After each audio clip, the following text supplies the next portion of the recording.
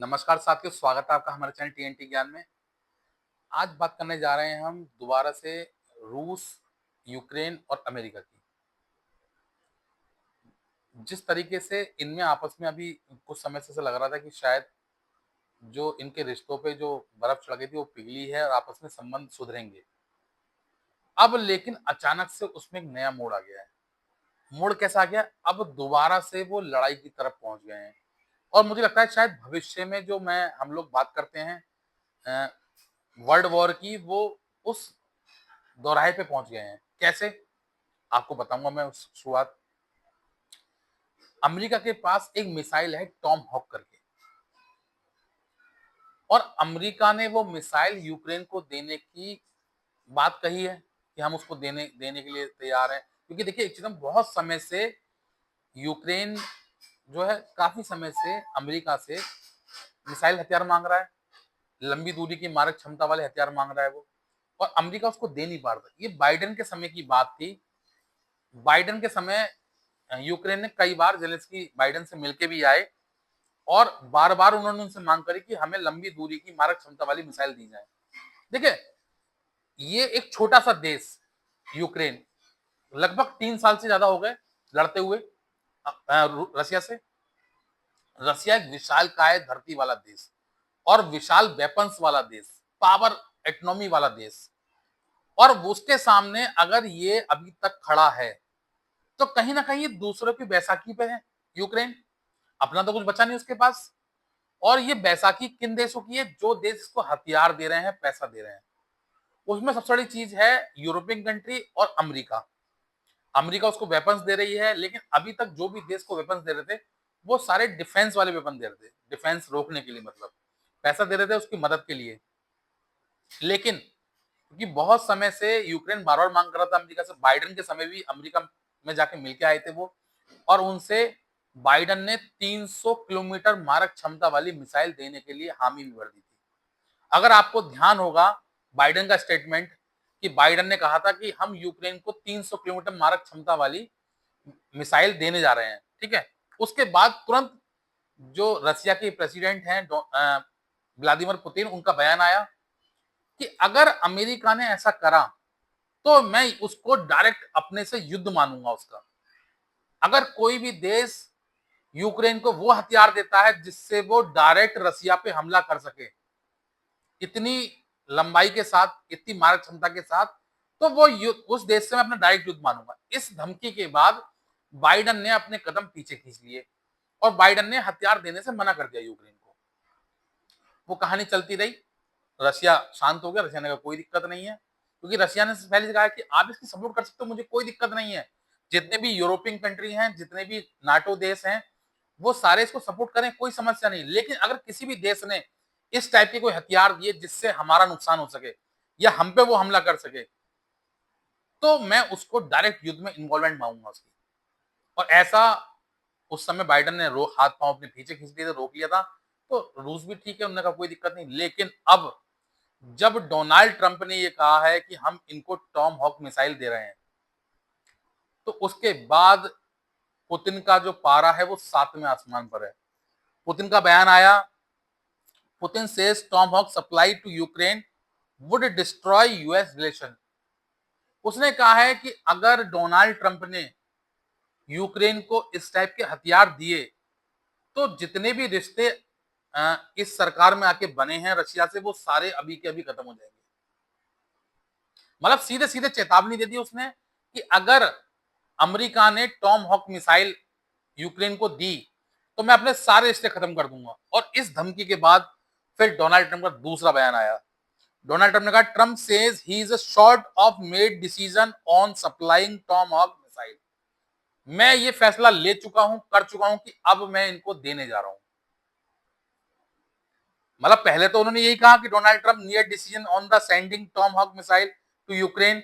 उसके बाद जो नया बयान आया हुआ है, Trump says he are the short to made a decision on the supply Tomahawk missile. अब देखिए, ये जब बयान आता है उसके बाद रूस का तो आपको पता ही है, रूस किसी से दबने वाला तो है नहीं। इसके बाद एक बयान आता है यूक्रेन रसिया की तरफ से।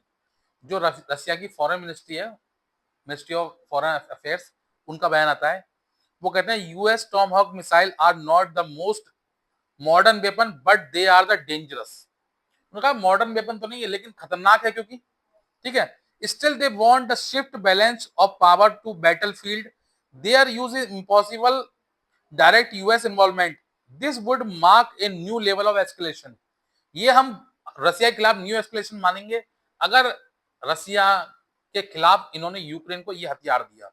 देखिए टॉम हॉक मिसाइल का बता दूं आपको, आप सोच रहे होंगे कि मतलब ऐसा क्या है, क्या ये परमाणु बम है इस टाइप का कोई, जो रशिया इतना बौखला रहा है इसके चक्कर में। देखिए एक चीज बता दूं आपको मैं, जितने भी अधिकतर इस टाइप की मिसाइलें होती हैं वो इस तरीके से वर्क करती हैं, सारी ऊपर जाती हैं फिर नीचे आती हैं, ठीक है, और उसको वो रडार सिस्टम में भी कैप्चर हो जाती हैं, उनको पकड़ लेते हैं। रसिया का एयर डिफेंस सिस्टम बहुत शानदार है, वो रोक लेता है, कोई दिक्कत नहीं। लेकिन ये टॉम हॉक जो मिसाइल है ये ड्रोन सिस्टम की तरह काम करती है, सतह पे चलती है एक तरीके से, फ्लैट भागती है ये, और इसकी जो मारक क्षमता है वो है 2500 किलोमीटर। अब सोचिए कोई चीज 2500 किलोमीटर फ्लैट जाएगी तो वो रडार सिस्टम में भी नहीं आएगी, जब तक रडार उसको कैप्चर करेगा तब तक तो वो काम कर चुकी होगी अपना, तो उस पर डिफेंस सिस्टम भी काम नहीं कर पाएगा।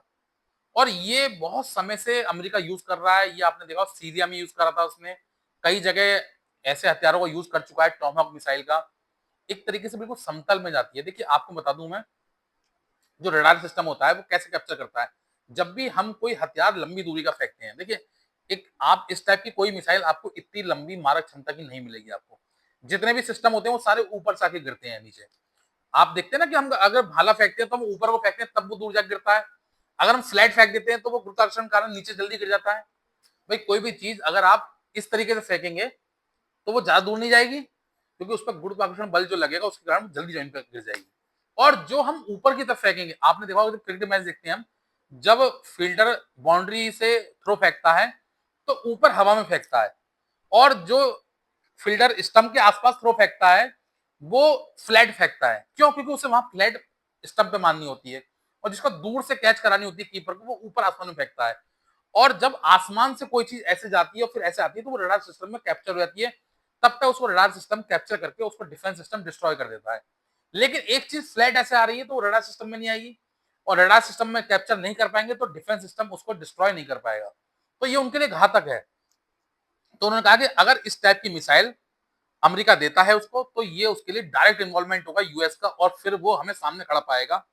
ठीक है, इसके बाद जो यूक्रेन के विदेश मंत्री है उनका एक बयान आता है, president Trump said he had short of made a decision on Tomahawk for Ukraine, just one step left and the world will finally see what real peace through stand look like. वो कहते हैं कि America ने step उठा लिया है, अगर ये हमको देते हैं तो हम दिखाएंगे कि हथियारों के बल पर किस तरीके से शांति लाई जा सकती है।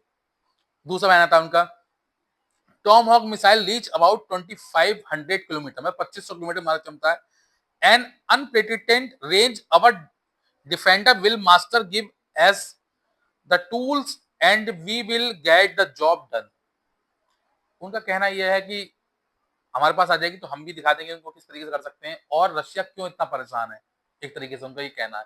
एक तरीके से तंज मारा है उनको, अमेरिका की बड़ाई करके, डोनाल्ड ट्रंप की तारीफ करके उन्होंने रशिया को दिखाया कि हाँ हम पे ये हथियार आने वाले हैं। अब टॉम हॉक मिसाइल का मैं आपको कुछ बता दूं थोड़ा सा, 18 फीट लंबी, 3 इंच इसका बूस्टर और क्या कहते हैं लेंथ है इसकी, लगभग आप ये मान के चलें इसकी रेंज जो है वो 800 से 1500 माइल्स, किलोमीटर, किलोग्राम वजन की है इसकी, ठीक है। दूसरी इसकी स्पीड जो है वो 880 किलोमीटर प्रति घंटे की रफ्तार है।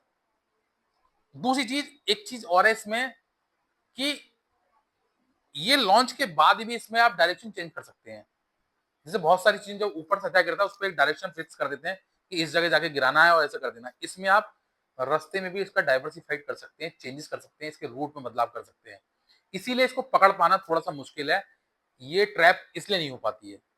यही वजह है, इसलिए रूस ने साफ साफ कहा है कि अगर अमेरिका ने इस टाइप के हथियार उसको दिए तो मैं उसका अमेरिका का डायरेक्ट डिफॉल्ट मानूंगा, और फिर अमेरिका परिणाम भुगतने के लिए तैयार रहे, और ये अपने साथ 1000 पाउंड के एक्सप्लोजन कैरी कर सकता है।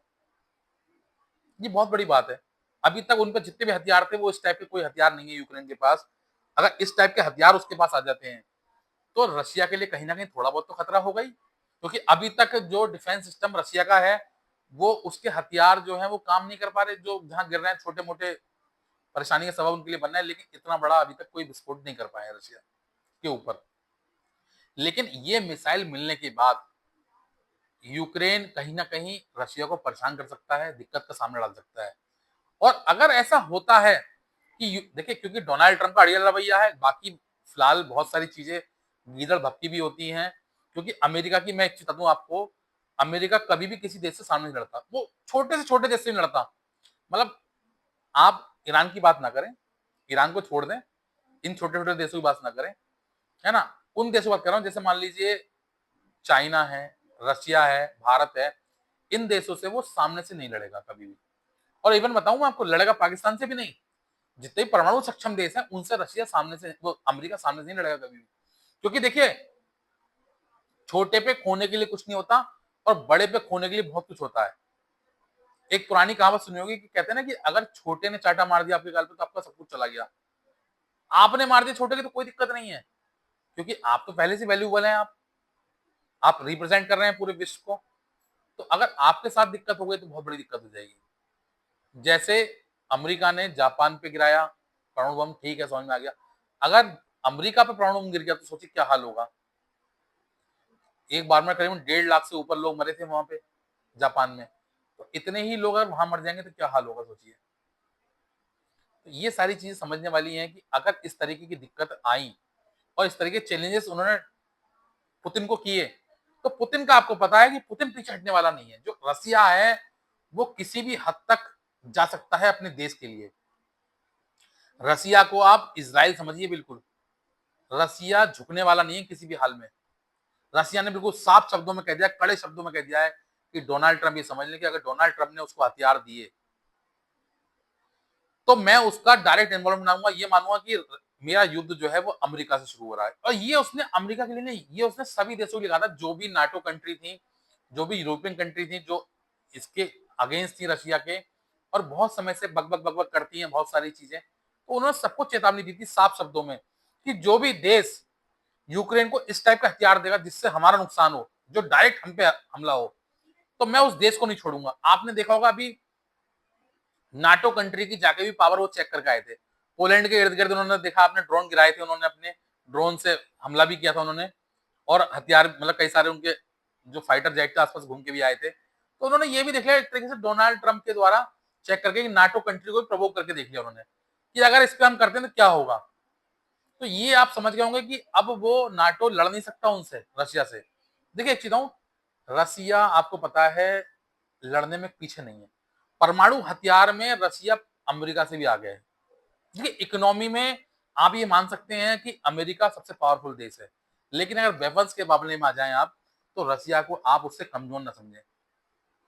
रसिया लड़ने में माहिर है, और रसिया देखिए अमेरिका तो किसी से लड़ा नहीं है। आपको मैं एक चीज बता दूं कि अमेरिका अभी तक किसी से लड़ा नहीं है सामने से। अमेरिका जिससे लड़ता है चुपके से गिराया था, निपटाया था, लेकिन सामने से लड़ने की हिम्मत नहीं है। लेकिन रसिया सामने लड़ने की हिम्मत रखता है, वो इसराइल की तरह एकदम लड़ने के लिए तैयार रहता है। और जो देश लड़ने के लिए तैयार रहते हैं ना, उनसे इस जैसे टचपंजे देश लड़ नहीं सकते। अमेरिका को टचपंजा, आप सोचो कि मैं थोड़े देश को ऐसे कह रहा हूं, क्यों कह रहा हूं, क्योंकि अमेरिका की जो रणनीति रहती है, वो चरित्र है, वो हमेशा दूसरों को पीछे से हमला करने की है, उसको फंसा के मरवाने की है, दूसरों से लड़वाने के मरवाने की है। लेकिन अमेरिका कभी खुद के नहीं लड़ता। तो अब देखिए कि आने वाले समय में अमेरिका के साथ क्या हो सकता है, क्योंकि देखिए बता दूं मैं आपको, जिस तरीके का बिहेवियर डोनाल्ड ट्रंप दिखा रहे हैं, जिस तरह अड़ियल रवैया दिखा रहे हैं वो, अगर ऐसा ही रवैया उन्होंने पुतिन के खिलाफ दिखाया, क्योंकि पुतिन ने भी सीधे प्रोवोक कर दिया है।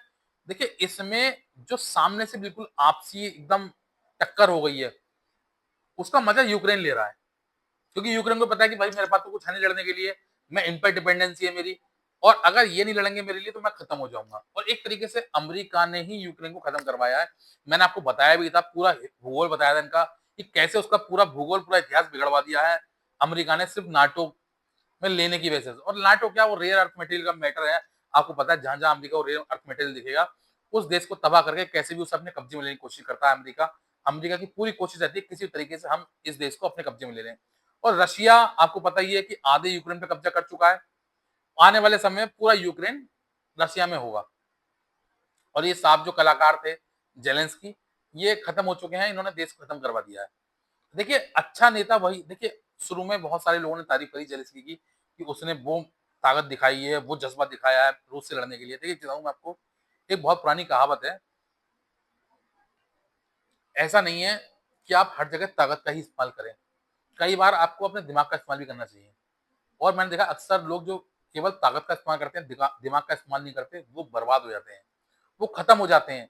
और यही स्थिति यूक्रेन के साथ हुई है। अगर यूक्रेन ने ताकत के साथ साथ दिमाग का इस्तेमाल किया होता, और शायद मुझे लगता है कि उसने वो डील रशिया के साथ की होती, तो आज शायद इतनी दिक्कतों का सामना नहीं आता। आज जो उसका इंफ्रास्ट्रक्चर बिल्कुल खत्म हो चुका है, कोई भी डेवलपमेंट वहां बचा नहीं है, सब कुछ खत्म हो चुका है वहां पे, ये सब स्थिति नहीं आती। जो वो बाहर के यूरोपियन कंट्री के सामने जा जाकर रो रहे थे बाइडेन के समय से, अगर ये बात उन्होंने रशिया से कर ली होती, पुतिन से बैठकर बात कर ली होती, तो शायद मुझे लगता है ऐसी स्थिति नहीं आती। क्योंकि देखिए पुतिन बहुत समझदार व्यक्ति इस मामले में देखता हूं।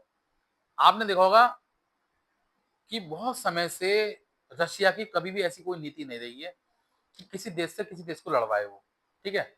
कभी भी उसने ऐसा कोई नहीं करा। और अमेरिका की शुरू से ही रणनीति रही है, दूसरे देशों को प्रवोक करके और तीसरे देश से लड़वाते हैं वो, और फिर मजा क्या लेते हैं वो, वेपन बेचने का, अपने हथियार बेचने का। ये व्यापार रहा है। जैसा आपने सुना होगा, आप वकीलों का नाम लूंगा, वकील चढ़ जाएंगे। कई बार ऐसा होता है, हमारे मोहल्ले में आसपास वकील होते हैं, तो उनकी तो रोजी रोटी से चलती है, कई बार वो आपस में भी लड़वा देते हैं दूसरों को, ठीक है? मैं किसी खास को टारगेट नहीं कर रहा हूँ, एक नॉर्मल एग्जांपल के तौर पर बता रहा हूँ। जैसे मान लीजिए, अगर कोर्ट कचहरी ना होंगे तो वकीलों की, पुलिस की या डॉक्टरों की व्यापार कैसे चलेगा, ठीक है? तो ये सारा व्यापार ही एक तरीके से सबकी जॉब्स है, मतलब जॉब्स कैसे चलेंगी? भाई क्राइम हो रहा है इसीलिए पुलिस है, क्राइम हो रहा है इसीलिए वकील है, चोट लग रही है, टूट फूट हो रही है, इंजरी हो रही है, इसलिए डॉक्टर है। तो सब एक दूसरे कोरिलेटेड है, सबका काम चल रहा है एक दूसरे से। इसी तरीके से अमेरिका है, अगर देश लड़ रहे हैं तो अमेरिका के हथियार बिक रहे हैं, और अमेरिका के हथियार बिक रहे हैं तो उसका व्यापार चल रहा है। ये सारी चीजें एक दूसरे पर डिपेंडेंसी है, इसी वजह से अमेरिका नहीं चाहता कि ये सब चीजें खत्म हो। फिलहाल बाकी देखेंगे हम लोग कि अब आगे क्या होता है। रूस ने जिस तरीके से धमकी दे दी है डोनाल्ड ट्रंप को, और डोनाल्ड ट्रंप ने उसे एक्सेप्ट कर लिया। डोनाल्ड ट्रंप ने कह दिया कि हमने शॉर्ट कर दिया है इसको देने के लिए, हम एश्योर करते हैं कि इसको देंगे। अगर रूस टॉम हॉक मिसाइल यूक्रेन को दे देता है, तो देखना यह होगा कि रसिया का क्या स्टेप होता है इसके अगेंस्ट। क्या रसिया अमेरिका पे हमला करेगा या कुछ और स्टेप उठाएगा? तो ये देखने की बात होगी, देखा जाएगा कि आगे भविष्य में क्या होता है। फिलहाल के लिए तो इतना ही। ये खतरनाक विषय है बहुत ज्यादा, क्योंकि अगर ये दोनों देश आपस में लड़ते हैं तो मुझे लगता है कि वर्ल्ड वॉर बिल्कुल नजदीक होगी। और अगर रियल में ये लड़ गए, जैसा मुझे अमेरिका की तरफ से बिल्कुल विश्वास नहीं है कि अमेरिका लड़ेगा रशिया से, रशिया तो तैयार है लेकिन अमेरिका नहीं लड़ेगा। लेकिन अगर ऐसी स्थिति आती है तो ये पूरे विश्व के लिए खतरा होगा। तो फिलहाल के लिए तो इतना ही। आप बताना आपको मेरी वीडियो कैसी लगी। अगर वीडियो पसंद आई हो तो वीडियो को लाइक करें, शेयर करें, और चैनल को सब्सक्राइब करना ना भूलें। जो भी हमारे चैनल्स पे नए आए हैं, जो वीडियो देख रहे हैं काफी समय से लेकिन अभी तक चैनल सब्सक्राइब नहीं किया है, वो हमारे चैनल को सब्सक्राइब जरूर कर लें। Thank you.